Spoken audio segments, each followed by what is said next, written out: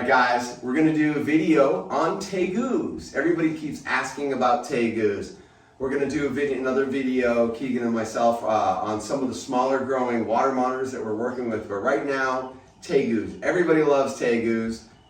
I'm going to feed some animals, and there are tegus in here, so we'll see. But right off the bat, look at this.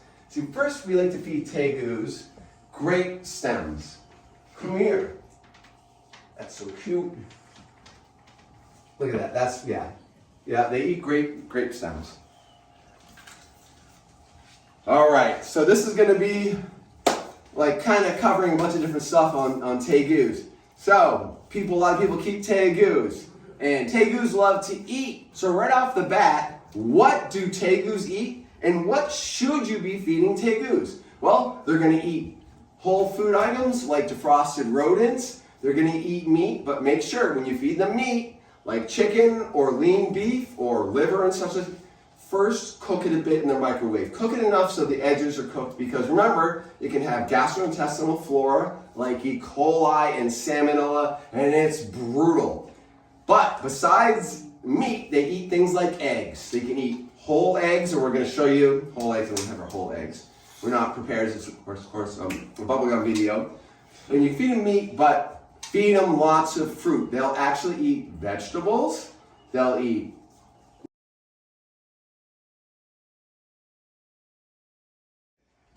so you can start, because I'll do little film clips and stuff like that. And you're taking away from my thing. All right, come over here. All right, Keegan, you're over here. Do you want Come on, we're gonna go right in the corner for a sec, right here. We'll just start the video. So the easiest thing to feed tegus is all sorts of carnivorous diets, so lots and lots of meat. But I'm gonna suggest you don't do that. Long term, you're gonna have far better success with your pet tegu by feeding him a lot of fruit and vegetables, because it's gonna have a lot of fiber. It's also, the fruit's gonna have a lot of the things that allow elasticity, the cross-stitching of the skin, and they'll do really well, and they do really well with fiber. So I'm gonna remind you, too much of a good thing is bad. And when it comes to things like meat and such like that, too much meat, they're gonna get fatty liver disease. They're gonna store fat in all their fat cells, and once all the fat cells have completely maxed out with fat storage, what they start doing is they start storing fat in around the internal organs within things like the liver, and it's really gross, and it's going to shorten their life. So big fat tegus are not healthy tegus. Okay, whole food items like an egg. Look at this. You're going to rob the hen house.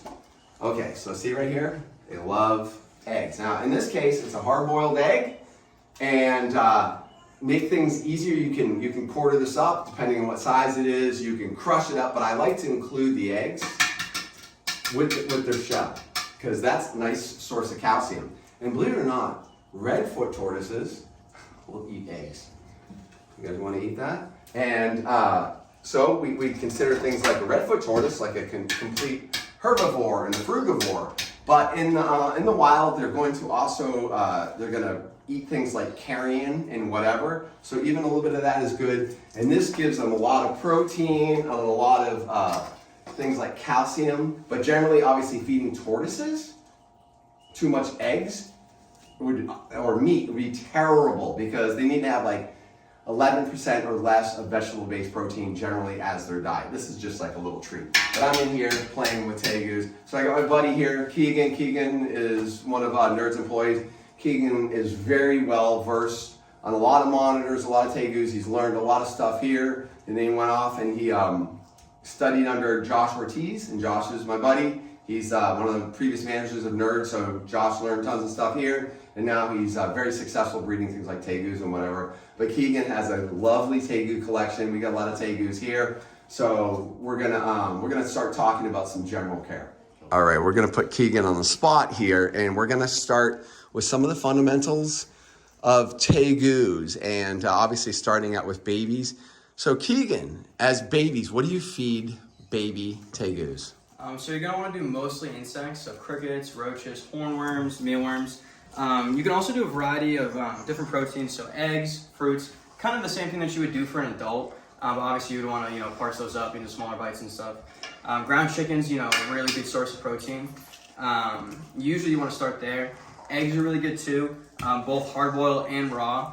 We prefer hard-boiled, because Kevin was saying earlier, cuts down on, different, possibilities to transmit, diseases and, parasites and stuff like that.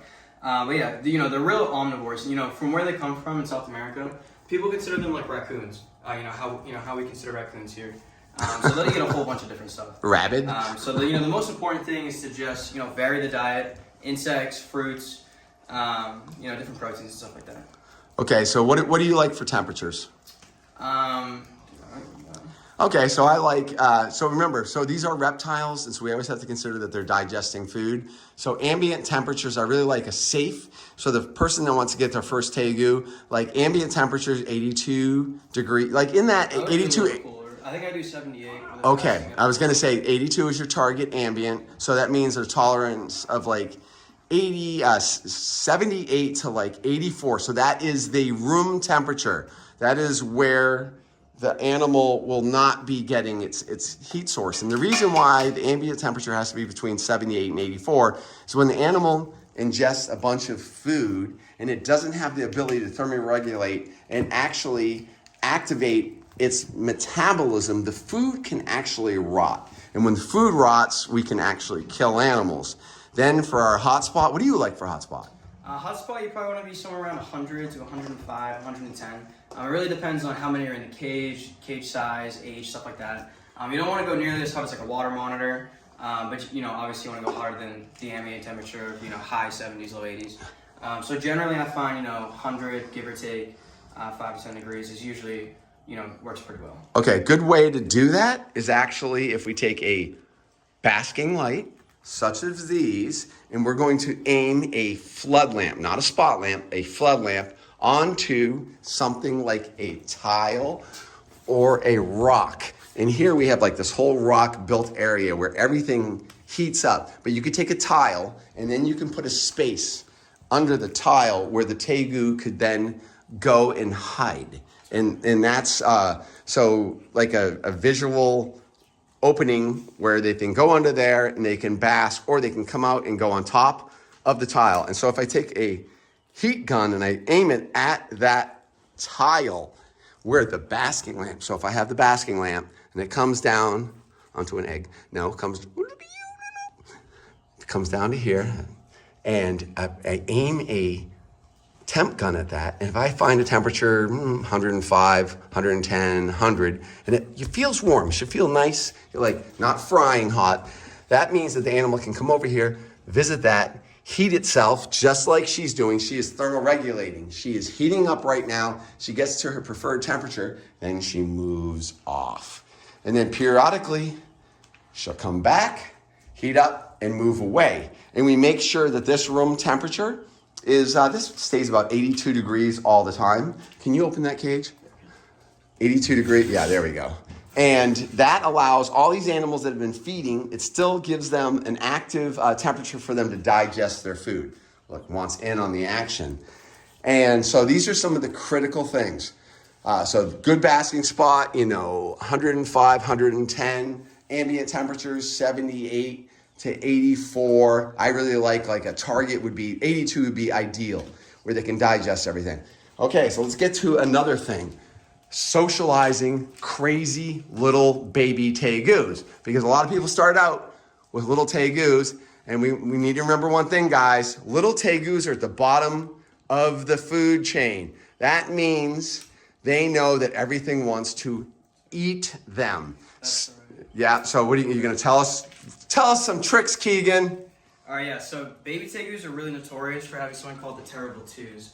So they get really, right around this size, a little smaller, usually. They get really crazy. They don't want anything to do with you. They don't want to be out of their cage. They're scared. They're going to run around. Not always, but oftentimes, especially with hybrids and specifically blues. So a few tricks that you can do.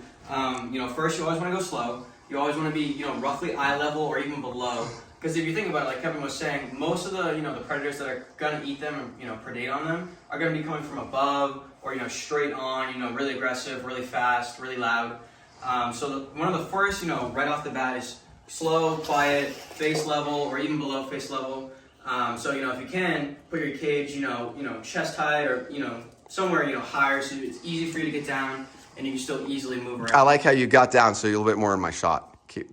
There you go. I'm kidding. Right. Go. So Yep. So another technique you can do is something called soaking an animal. Soaking is really important because you want to keep your your animals, especially babies and juveniles, hydrated. So putting your baby tegu in a bin or a bathtub or a sink or something like that with about a half inch of water, maybe an inch at most if you're watching it. It's good just for health in general. Keep them hydrated and stuff like that. They also really enjoy soaking. So we want to build up chains of positive reactions, similar with water monitors. Wait a minute, is it called threads of trust? Threads of trust, that's right. Oh, you can't even remind yourself what you were taught? Come on now. Yeah. Keep going. Okay, threads of trust, like Kevin was saying. Threats of trust? Threats? Threads. I'm kidding. I had a customer call. Yo, what's this thing about threats of trust? I was like, Jeremy's telling me, yeah, the guy wants to know about threats of trust. So guys, remember, it's threads of trust. We have a lot of videos on that. And what has, like Keegan has been here from the beginning when, he was first getting into reptiles. So he's learned all these things. So his skill set has really come up. And things that he takes for granted of all the things that we taught him and stuff like that, he inherently now knows. But all these little individual experiences, like soaking them, interacting with them, doing something that they like, that they're conditioned to anticipate as a good thing, they will then affiliate that with you. These positive acts together, even if they're 10 seconds, those collectively become a rope, and it's going to help build the confidence of this tegu. And it's all about building the confidence if you're going to have this wonderful relationship with something like this. If they don't trust you, they're not, come on camera, they don't trust you, you're not going to have fun with them. I'm going to kill this here and we'll come back to them. Alright guys, so here we're going to look at some baby blue tegus. They're posted albino. They're right in that terrible 2 stage that we were just talking about. So one of the first things we were saying was one of the best things you can do is soak them. We're working on socializing them. We're working on... Really, Tegu? We're working on, making them friendly. So these guys aren't, the super friendly. So you can see he's a little scared. He's poising up. I'm trying my best to stay quiet and go from below. It's a little bit hard to do in a bin. We just want to go nice and slow. They're already calmed down quite a bit since I put them in this bin. Keeping his hand flat is really good. Not sticking your finger into a place where their mouth is really good. You just naturally start going underneath, which is great. Right. Once you pull one of those out and watch, I'm gonna film you struggle. All right, so we're gonna work on taking this one out. We're gonna keep it nice and slow. We don't want to freak them out or be forceful. Okay, let's try the other one. Nice and slow. And keep him up. We're gonna restrict his movement a little bit. But not too much. We just want them to get some of that nervous, anxious energy out. That's perfect, right on the money. Because I call it letting them, they're getting their yayas out. Exactly, yeah. Get those wiggles out. And you guys, you kind of noticed it with the little baby red I was just playing with too. Towards the beginning of that video, he was freaking out, and then by the end, he was just chilling on my arm. So this blue's gonna do a similar thing. He's gonna move really fast. He's a little scared. He's a little nervous. For the first, couple minutes, and then eventually he's gonna quiet down. He's gonna calm down. I'm not using my thumbs anymore. Just going nice and slow. And this right here, this is exactly where you want to start. You start here, and then as they get older and they get bigger, and you work with them more and more and more, those are just big pain. You'll end up getting one of these puppy dog tame tegus that we were just looking at. Do we have some puppy dog tegus here? We do. We have a few of them. Yeah. So what you're gonna find out is like, Keegan was saying, the terrible twos. So when they're little babies, just like Cyclora. So you see bulldozer, who's a rhinoceros iguana. Babies stink. They're just horrible. And we have to get through establishing that they can trust us, but also getting them just to grow. Because as they get bigger, they are more instilled to be confident and whatnot. So that's pretty cool. So, okay, now let's talk about some of the different morphs. So right here is our classic Argentinian black and white tegus. Historically, we used to often see gold tegus and they're just kind of crazy. The Colombian gold tegus or Colombian black and white tegus. And we don't really see those much anymore. But the ones that we really generally desire are going to be Argentinian black and white tegus. Then it's going to be the red tegus. And it's going to be the blue tegus. And those are some of the ones that we really, really like to keep as pets. We got some egg eating over here. All right, so right here, guys. Come over here. There you go. Gotta love those. All right, so right here, guys, this is a pure blue albino male. So like Kevin was saying, there's reds, there's black and whites, and there's blues for the most part, besides the Colombian tegus. Blues stay the smallest out of all three. So this is a full-grown adult male. Now you can see, I'm not gonna get too close, you can see the difference in size between the full-grown adult male black and white. Hold them closer, let's see. Yeah. And an adult male blue, almost double the size. So a blue tegu is smaller, guys. Much smaller. So they actually come from an island off the coast of South America, and they're actually derived from black and whites originally. At least that's the accepted scientific. They felt that they evolved, but because they're on an island, they didn't grow as big because of the food limitations. Exactly. And resources. Evolved with slightly different colors, characteristics. I like staying smaller. Something really cool about them is most tegus brumate. You actually don't need to brumate blue tegus. The island that they originate from doesn't see much seasonal change. So you can actually breed these guys without brumating them. It helps, but you can do it without brumating them. Whereas the black and whites, the reds, any hybrid, you are going to have to brumate them. We're going to talk about brumation in a minute. Let's go look at a female non-albino. Oh, look at this. All right, we want to show you somebody that's a little defensive. Look at you. Were you a little defensive? Okay, that's no joke. So, tegus have an awesome bite. They also have these very sharp conical teeth that are really good at biting down and securing things. Unlike, things like a croc monitor, they don't have like those teeth serrations. Very, very powerful set of jaws, especially, this is a female. So this is a female blue tegu. All right, Keegan, tell us something about this female blue tegu. All right, so right here, this is a female blue tegu. So she's actually a breeder. So she came from one of our buddies, and she actually came in with that albino male. So something neat about her, so you can actually see that scarring on her back. It kind of shows up in a pinkish red orange color. If I can get her to cooperate. She's a little sketched out. She's new here. She's a little nervous, and she's a blue. Blues generally are a little bit more temperamental. Once we calm her down a little bit, hold her firm, let her get those wiggles out, she'll be just fine. Anyways, so you can see the scars on her back. So that's actually from breeding. So when tegus breed, males will do this thing where they basically give like love bites, love taps. They'll work their way from, usually the back legs or the tail, lower back, up to the neck. So you can see some up here. Get her stuck with them.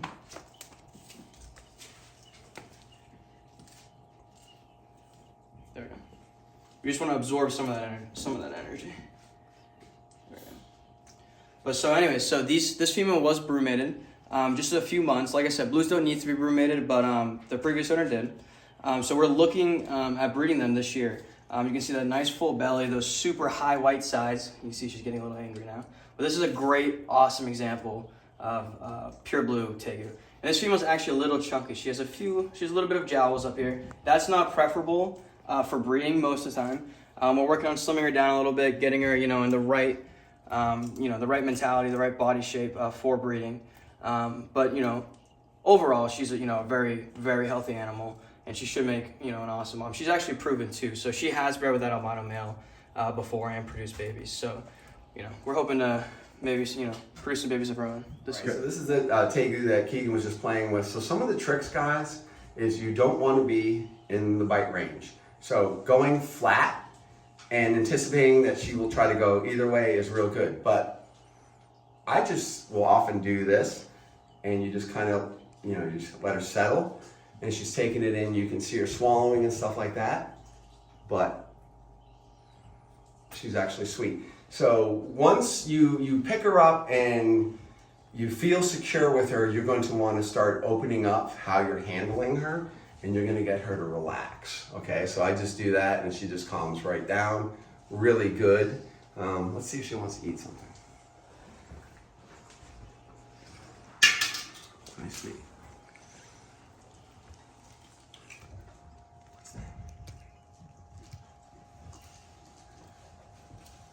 These are ultra egg predators. So down in Florida, where they have proven to be invasive. This is very alarming for anything, let's say, that ground nesting owls and any indigenous wildlife, because the tegus are not meant to be in Florida. So this is why FWC down in Florida has decided that tegus, such as black and white tegus, should not be there. And pretty much all tegus in Florida, I guess, shouldn't be there because they can be invasive. So that's something for you to consider. Oh, baby. He's like, you're not the same as what I'm used to. Oh, you're delicious. Leave me alone. I just want to eat eggs and be left in peace, like most girls. But you're so beautiful. I suddenly lost my interest and desire to even eat eggs. Right, buddy? You don't even want to eat anymore. He's found something more important. We're gonna do some tegu separation because we don't want to have fights. So we use these cages as temporary holding for so many different animals because we keep a bunch of different species in this thing. All right, let's get down to brumation. Yeah, so brumating. So all three, the blue, the red, and the black and white, they're all different. Black and white's gonna say the coldest. So your target temperature is gonna be around 58 to 62 degrees. It kind of depends, on the temperature. You want very low humidity. And the way that we do it, a lot of people do it, we want to put them in a dark box, no light can get through. You want to keep them cool for about 4 to 5 months, kind of depends on the animal, the size, if he's been in brumation or not before. There's a lot of variables to take into account, but generally speaking, about 4 months. And the best way to do that, so you actually have to cool them down to put them into brumation. You can't just, feed them on Monday with lights on and then Tuesday throw them in a bin at 58 degrees. They will die. The animal will, the food in the stomach will rot and the animal will perish. So the way to do that is you want to stop feeding rather, about 4 weeks before you put them into brumation, and then you're going to slowly reduce the light cycle from 10 to 8 hours a day, which probably where you want to be around, down to 6, 4, 2, and down. Then you're going to hit 0, and you want to bring the temperature down with it. It's a slow process. If you do it real quick, you're going to shock the animal, and the animal is going to die in brumation. Brumation is a really tricky thing for some, tegu owners and some tegus. Some do better than others in it. They're going to town. Oh, you keep going. Yeah, so some tegus do better than others. I have a few tegus myself that don't do well in brumation. If they don't do well, if they get too cold, or if they're too warm, or too humid, or anything like that, they can get something called a respiratory infection or RI infection, and that can be really dangerous for tegus. It can kill them really quickly. So anytime that I notice myself, and even here when we brumate them, anytime that we notice a tegu has an RI infection, we wake them up immediately, we warm them up, we want to get them nice and hot, hydrated, and then we go from there. 9 times out of 10 they end up being totally fine, because we're usually really on top of our animals that are sleeping in boxes and stuff. We want to make sure that someone's always looking at them. But yeah, so in order to breed tegus, generally you have to brumate them. Blues, like I was saying earlier, you don't need to brumate them. It is beneficial to do like a 2-month cool down, like 8 weeks, something like that. It's not totally necessary, but it is helpful for sure. What temperature? So if we're going to keep them cool for, let's say, 4 weeks, a month or so, or 2 months, what temperature? All right, let's do a recap. Argentinian black and white, brumation temperature, ideal temperature. Between 55 and 58 degrees. And then a blue tegu and a red tegu. Generally speaking, about 10 degrees warmer, so mid-60s, low 60s. So I would we think so if a black and white tegu is 55 to 58 with an empty stomach, then a red tegu and a blue tegu, we could go to 65, 68, that's 10 degrees warmer. So how do they get water when they're in brumation? So when we brumate them, we actually put a water bowl in. Do you want me to say that? You could. You could. There's a couple little things that I generally like to do. What we like to do here often is to periodically, we check on them, take them out, you can give them water, stuff like that. So there's one thing that I don't like. So when we're brumating the tegus, I like to use material like paper and stuff. I don't like to use straw because straw is a great media for Aspergillus mold. So Aspergillus mold thrives at temperatures of like 60 degrees, humidity, and then if they spill the water dish, that water dish can be the source of, you know, the moisture in there, and then it starts molding up, and then mold spores and the Aspergillus mold spores are then inhaled by the tegu, and they can get respiratory infections. So that's something, guys, we want to make sure. But if we're good, like Keegan is on point, he's putting a water dish in there with them, and they go over and visiting it. They don't need a lot of water, but you definitely want to give them the option, because if they are for months away, you know, it's probably a good idea. If they're a smidge too warm, they're not totally asleep, they're going to need that water. All right, so, all right, we'll end here and see what we got. So we're going to do our little outro in a second. So you guys can hold snakes in the background, doesn't matter. All right, so we're talking about tegus, and hopefully you guys enjoyed this video. There's a lot to know about tegus. There's a lot of really good breeders of tegus. So starting with a little one or rescues. There's lots of rescue tegus. But remember, too much of a good thing, guys. Too much meat, too much dog food, stuff like that. Dog food's a really easy thing to feed them. Has tons of fat in there. Giving it to this body that is designed to eat fruit and veggies and eggs and some whole food items. Too much like dog food, that's gonna be a bad one. So let's stay away from that. Fatty liver disease. But I think you're going to find out that tegus make wonderful pets. They're long-lived, but they're short-lived if you feed them terrible diets. What else can we talk about? We didn't talk about calcium. So if you're feeding, so Keegan's talking about when they're babies, we feed them a lot of insects because they're driven by movement. We didn't talk about calcium. Why were we talking about calcium? Metabolic bone disease, guys. So anyways, so when they're little, make sure you're gut loading your crickets, you're feeding your crickets something nutritious, and using calcium with D3. We don't generally use a lot of UV lights for tegus. They actually live in burrows and stuff. They'll certainly appreciate UV lights, but they don't have to have it. If you don't give them UV lights, you're going to use calcium with vitamin D3. And as you're raising them, if you're using defrosted rodents, so it's a whole food item that has calcium and all sorts of internal organs which have all sorts of extra things that are needed, as opposed to just feeding something like flesh. If you feed it meat and just fruit with no calcium and stuff like that, you're not fulfilling the nutritional needs of this animal. And why am I taking all the limelight? It isn't my channel. But anyways, so this is our outro, and it is a bubblegum video. So make sure when you're raising them, full food items to also get the nutrients in there. Calcium and D3 is critical. What else can you say about it? Yeah, I mean, tegus, they make awesome pets. We got lots here. We got reds, blues, black and whites. We got, babies for sale, juveniles. We're trying to breed them this year. They come in lots of different colors. They're a real manageable size. They're not too small. They're not too big like a water monitor. It's a really awesome size. But we have small water monitors, don't we? We do have small water monitors. That's going to be another video. But yeah, no, tegus just make awesome pets. Definitely come check them out here at New England Reptile. You know where you are? You're in the jungle, baby. Say goodbye. Peace.